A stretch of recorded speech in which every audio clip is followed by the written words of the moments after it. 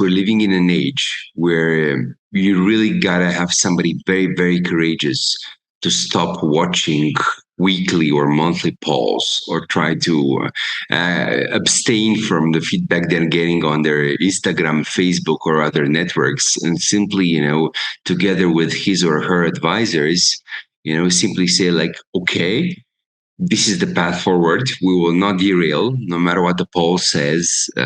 Say in the next 3-6 months, we're going to move forward, because typically tough reforms, like tough decisions in companies, in NGOs, in any kind of organization, they don't happen by magic in 24-hour time spans. Whereas the pressure that our politicians, and I use the term politicians, not political leaders, because we have, in fact, a lot of politicians and very few political leaders, not to mention very few statesmen or stateswomen. At the same time, I'm being a little bit nice to them. Why? Because I'm not sure if nowadays people such as the Lee Kuan Yew or Churchill or Thatcher, or under the pressure of let's say social media, multiple media channels, and so on, they would not blink. I hope they would not blink for the sake of history, but I'm not sure they would not blink. And I'm not sure how quickly some of them would not be exhausted, right? Because I'll give you the example of Churchill in the Second World War. I'm not sure he would have been very charismatic on TV. I think he was a great radio guy. I think he had a deep voice, and I think he was a very courageous leader. But I'm not sure he would have, gone nowadays on BBC on Hard Talk and simply not be exhausted by one of the journalists who perhaps would be better prepared, at one of the TV shows. So what I'm trying to say is that I hope for some more responsibility, and I think this element of reason combined with data, and the sense of purpose, because I think that all too often our leaders tend to forget their sense of purpose under daily pressures. Correct. Their sense of purpose should be, I should lead the country, I should lead a city, and this is sometimes where we fell in love with our mayors, because it's easier to be a mayor, right? You deliver better as a mayor, right? You actually do a nice highway, you do a nice park, it's easier to deliver at a local level. So I would say I'm optimistic in the sense that, again, I have the feeling that we're growing impatient with what some historians would call a wasted decade. I don't think we want a wasted decade. I don't think we can afford a wasted decade with so many crises. So I think there will be a resilience to this. And so I'm a bit optimistic for 2024, because we have no choice. Otherwise, it's going to be a dire world.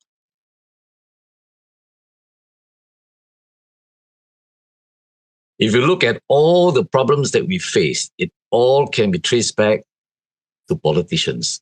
We need more responsible and the more rational political leadership to really take the world forward, and to make sure that we do not have, the kind of wars that are raging on, the deprivation that is going on, and also the kind of climate changes that are challenging us and threatening us, which require decisiveness, of political leadership.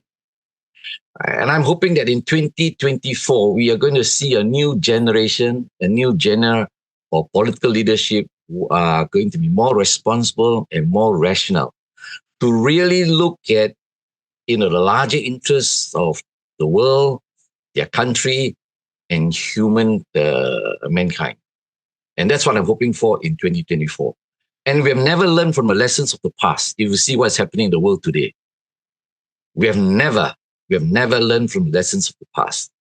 And I think, if you ask me, I would say somewhat mildly, I could be a little bit more tough, but I think politicians are selfish.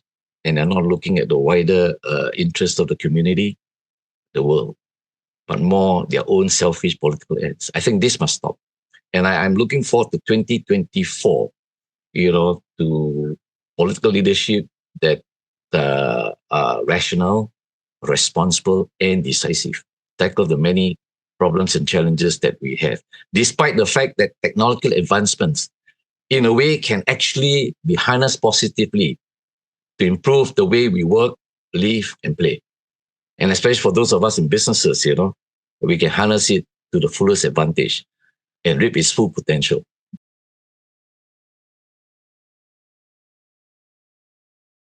I think a good deepfake, for example, in politics, or a good campaign is almost credible. If something is credible enough, I think this is where the danger is. Like 95% of the message correct, and then suddenly somewhere over there which doesn't really fit, but in a wider picture, could bring something. So we're heading for manipulation. Disinformation is already a soundbite for years right now. But I am confident. Why? Because I think, again, we have seen some practicing in 2023.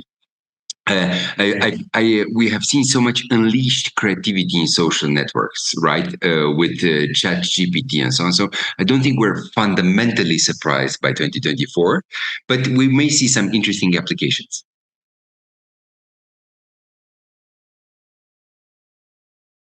I think that with the advent of AI and technology, it's inevitable that the arts need to work alongside with that. I mean, we're talking about traditional arts. We're talking about digital that is the future. I mean, it is a now. It's not even the future. So when we talk about education, yes, it is about having to educate our children, putting music and all that, giving them a more holistic education. It should have been done like years ago, or maybe it's being done, but very minimally, because it's only like once a week they get to have a little speech and drama from, the outsource a teacher from outside of the school. So there's very minimal time being spent in that. So with technology, I think that there's a lot more and many prongs that we can actually help to springboard art within the schools. It is with technology. I think that performing artist, can also learn how to use that to kind of help themselves to get out there. So opportunities are plenty. I think that we need to keep positive and making sure that we don't, like I said, wallow in the negatives and in what's not being done for us, but more so what we can do for ourselves moving forward. I always have this policy for myself. If I can't find, a stage for my children, I will create the stage for them.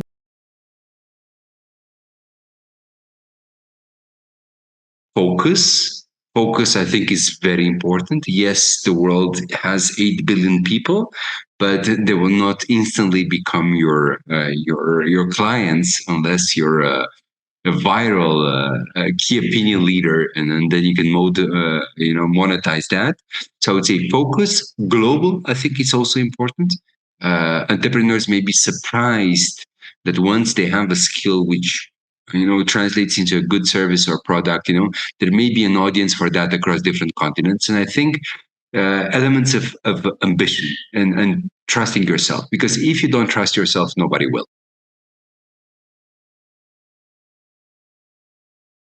What excites me more and what interests me more, and here's also the link with Singapore in a way, particularly on trade, more on politics, this global supply chain redesign. I think it's not as revolutionary as people say, but it's happening. It is happening, whether due to disruption in the Red Sea with the Houthi rebels, or due to, Ukrainian reconstruction opportunities. This is happening. So I'm following really closely, region per region, but that also the global assembly of this supply chain redesign. I think globalization is here to stay, but we should be watching the new maps of the supply chains.